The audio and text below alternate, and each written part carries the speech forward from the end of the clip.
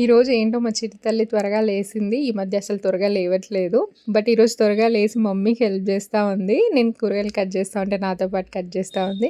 ఇదైతే ఇడ్లీ పిండి అనమాట. ఇడ్లీ రైస్‌తో చేసిన పిండి. ఇది ఇడ్లీకి, దోసకి రెండిటికి యూజ్ చేయొచ్చు. ఇడ్లీలు అయితే చాలా సాఫ్ట్‌గా వస్తున్నాయి ఇడ్లీ రైస్‌తో చేసిన దానికి. ఇక్కడైతే కాంబినేషన్‌గా కొత్తిమీర, ఉల్లిపాయతో చేసిన చట్నీ అనమాట.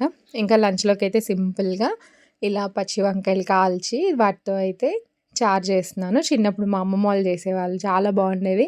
నేనైతే ఇది ఫస్ట్ టైం ట్రై చేయడం. మా మమ్మీ ఉన్నప్పుడు చేసేది బాగా. కానీ చాలా బాగా కుదిరింది.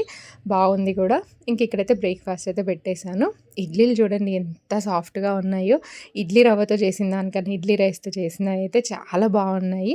ఇక్కడైతే మా బృందాకి బ్రేక్‌ఫాస్ట్ పెట్టేశాను. చాలా చక్కగా తింటది ఇడ్లీ అయితే. ఏదైనా తింటది, ఇడ్లీ అని కాదు. అప్పుడప్పుడు మారం చేస్తది అంతే. ఇంకా నా బ్రేక్‌ఫాస్ట్ అయితే ఇలా చియా పుడింగ్‌తో అయితే చేసేసాను.